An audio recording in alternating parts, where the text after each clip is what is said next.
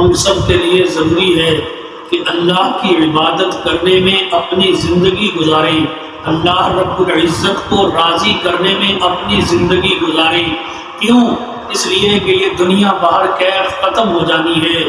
کسی بزرگ کا کتنا پیارا قول ہے کہ جتنا تم نے دنیا میں رہنا ہے دنیا کے لیے اتنی کوشش کرو، اور جتنا تم نے آخرت میں رہنا ہے آخرت کے لیے اتنی کوشش کرو۔ یہ ایک سچی بات ہے کہ دنیا میں ہم نے چند سال رہنا ہے، 50 سال، 100 سال، 125 سال، اتنا ہی رہ جائیں گے، اس سے زیادہ اس دنیا میں زندگی نہیں گزارنی ہے۔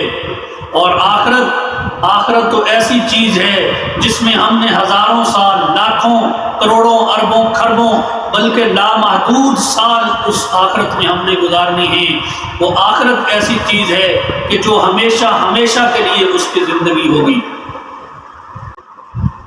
علماء نے لکھا ہے کہ اگر آسمان اور زمین کی خلا کو رائی کے دانوں سے بھر دیا جائے اور پھر 1000 سال بعد ایک پرندہ آئے، اس میں سے ایک دانہ اٹھا کر لے جائے، پھر 1000 سال کے بعد وہ دوبارہ آئے اور ایک دانہ اٹھا کر لے جائے، پھر 1000 سال کے بعد وہ تیسری مرتبہ پھر آئے اور ایک دانہ اٹھا کر لے جائے، تو ایک ایسا وقت آئے گا کہ زمین اور آسمان کا یہ جو خلا ہے رائی کے دانوں سے بھرا ہوا، یہ ختم ہو جائے گا، لیکن آخرت کی زندگی کبھی ختم نہیں ہوگی۔ مفسرین نے لکھا ہے کہ آخرت کا ایک دن 50,000 سال کے برابر ہوگا۔ اب اگر ہم اس ایک دن کو دنیا کی زندگی پہ پرکھیں تو دنیا کی زندگی 2-2.5 منٹ کی زندگی بنتی ہے۔ ہم اس 2-2.5 منٹ کی زندگی کے لیے اپنی آخرت داؤ پہ لگا دیتے ہیں۔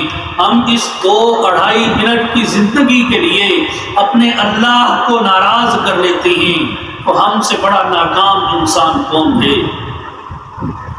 اللہ رب العزت نے فرمایا وَأَمَّا مَنْ خَافَ مَقَامَ رَبِّهِ، جو شخص اپنے رب کے سامنے کھڑا ہونے سے ڈرا، وَنَهَى النَّفْسَ عَنِ الْهَوَىٰ، اور اپنے نفس کو خواہشات سے بچا لیا، فَإِنَّ الْجَنَّةَ هِيَ الْمَأْوَىٰ، بے شک اس کا ٹھکانہ جنت ہے۔ انسان اس دنیا میں چند روز کا مہمان ہے۔ وہ پیدا ہوا بچہ تھا، پھر وہ کچھ عرصے کے بعد لڑکپن کی زندگی میں چلا گیا، پھر کچھ عرصے کے بعد وہ جوانی میں چلا گیا، پھر کچھ عرصے کے بعد وہ بڑھاپے میں چلا گیا، پھر ایک وقت آئے گا کہ موت اس کو اپنی آغوش میں لے لے گی، وہ اس دنیا کو چھوڑ کر ہمیشہ ہمیشہ کے لیے چلا جائے گا۔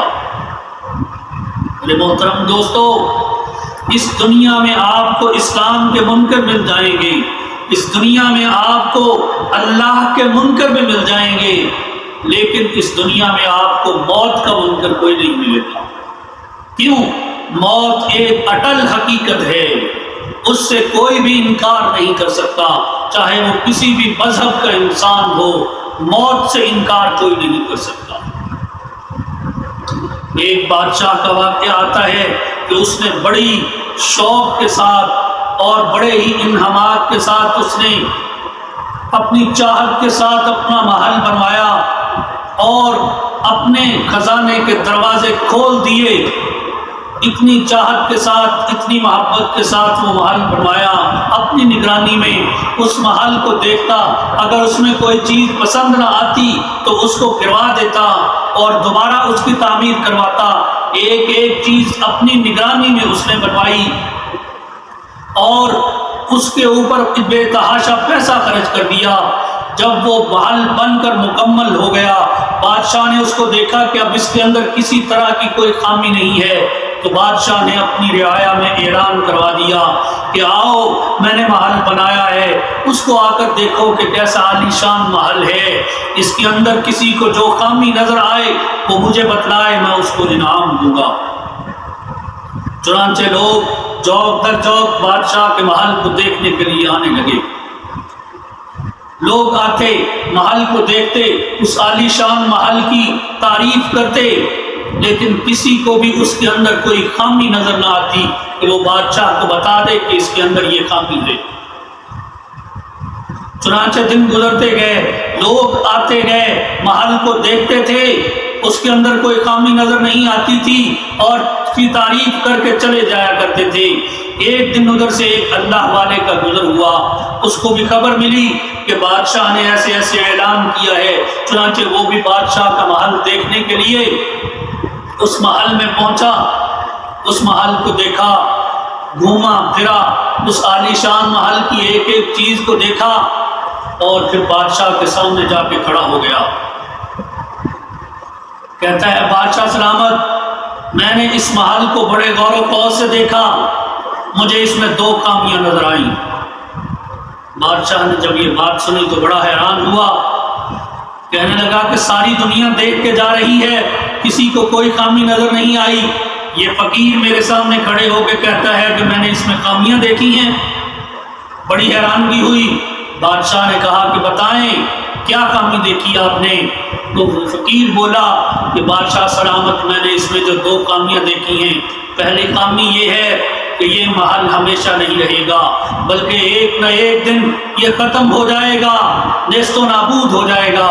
دوسری خامی اس میں نے یہ دیکھی کہ آپ اس محل میں نہیں رہیں گے، ایک وقت آئے گا کہ آپ کا نام و نشان اس دنیا سے مٹ جائے گا۔ میرے محترم دوستو، دنیا میں انسان جتنی بھی لمبی امیدیں باندھ لے، جتنی محنتیں کر لے، جتنے کاروبار کر لے، جتنا پیسہ کما لے، ملا کر اس نے اس دنیا کو چھوڑ کر جانا ہے۔ اس دنیا میں ہمیشہ کسی نے نہیں رہنا۔ اللہ کے نبی صلی اللہ علیہ وسلم نے ارشاد فرمایا، کن فی الدنیا کأنک غریب او عابر سبیل، کہ اس دنیا میں ایسے رہ جیسے کوئی پردیسی رہتا ہے یا جیسے کوئی راہ چلتا مسافر رہتا ہے۔